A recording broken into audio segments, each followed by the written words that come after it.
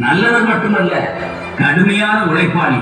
தனக்கு வரும் வருமானத்தை 3 பங்கு வைத்து, ஒரு பங்கை ஆலயத்திற்கும், அடுத்த பங்கை ஏழைகளுக்கும் ஆதரவற்றோருக்கும், மீறியே தன் செலவுக்கு எடுத்துக் கொள்வார். அவர் ரொம்ப நாட்கள் குழந்தை பாக்கியம் இல்லாமல் தான் இருந்தார். இறைவனிடம் வேண்டினார், குழந்தை பாக்கியம் கிடைத்தது. கடுமையான தவம். ஊருக்கு வெளியே ஒரு கூடாரம் அமைத்து தனக்கு குழந்தை பாக்கியம் அருளினால் பிறக்கும் குழந்தையை இறை ஒளியத்திற்கு அனுப்புவதாக வேண்டினார். அந்நாள் கருவுற்றார். அழகான பெண் குழந்தை பிறந்தது. ஆண்டவரிடம் கொடுத்த வாக்கின்படியே குழந்தை ஆலயத்தில் ஒப்படைத்தார். அப்படியா?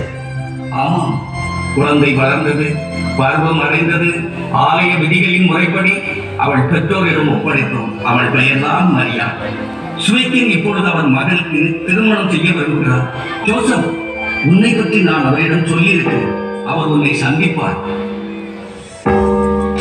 அதோ ஆலயமணி ஓசை கேட்டது. நேரமாகிவிட்டது, நான் வருகிறேன். ஜோசப், நீ மரியாவை பார்த்திருக்கிறாயா?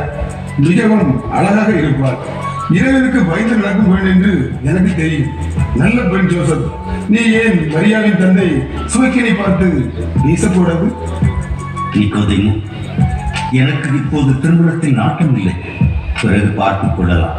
வா, போகலாம். எப்போது திருமண பேச்சு எடுத்தாலும் எப்பவும் நீ இப்படித்தான். என்னத்தை சொல்ல, என்னத்தை பேச ஒண்ணுமே புரியல.